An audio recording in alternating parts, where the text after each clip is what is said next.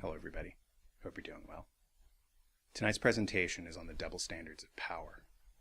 In a free society, the citizens have a right to privacy, and the government is transparent. In a police state, the government claims it has a right to privacy, while the citizens are supposed to remain transparent. I can't remember who said that offhand, but it always stuck with me. It floated up into my consciousness recently when I saw a news story that said that legislation in the UK had been proposed to put someone in jail for 10 years for photographing a cop. When they photograph and CCTV record us, we're told that it's to protect us, to make us safer. If that's true, then how come when I was in London, there were no CCTV cameras on in the neighborhood where the ambassadors lived, and signs prominently displayed outlawing cameras? Don't they want these diplomats and high-level functionaries to be safe too?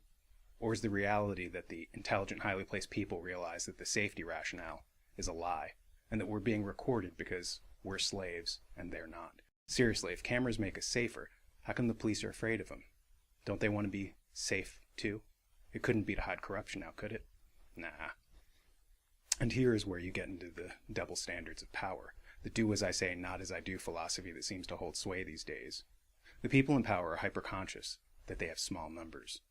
The top of the pyramid is always smaller than its base, so authoritarians are always smaller in number than the people over whom they rule.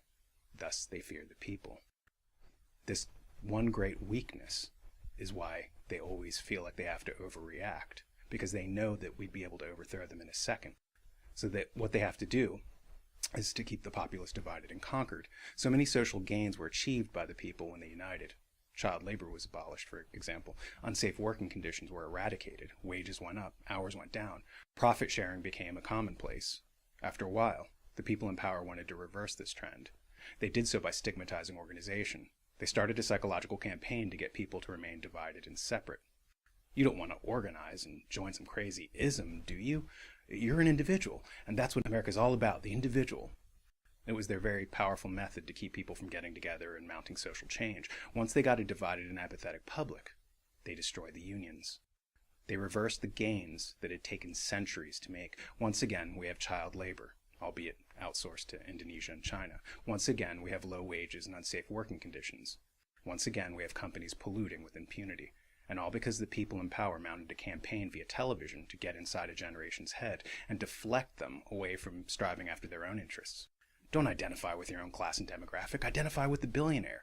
Oh, look, Undercover Boss is on. It's about a rich guy who spreads sunshine and happiness. Identify with him. One TV critic noted that change.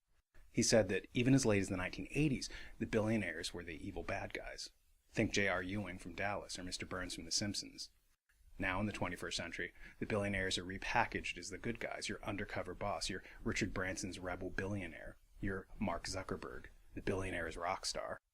This psychological change has been extremely recent and extremely profound. And it was instrumental in getting people living in trailers to vote against their own interests as they stopped identifying with their own group and started being taught to identify with their masters. Socialism will never come to America because the average American doesn't see himself as part of his class. He sees himself as a temporarily embarrassed millionaire. Though there's no proof that John Steinbeck ever actually said that, it keeps cropping up because there's more than an ounce of truth to it.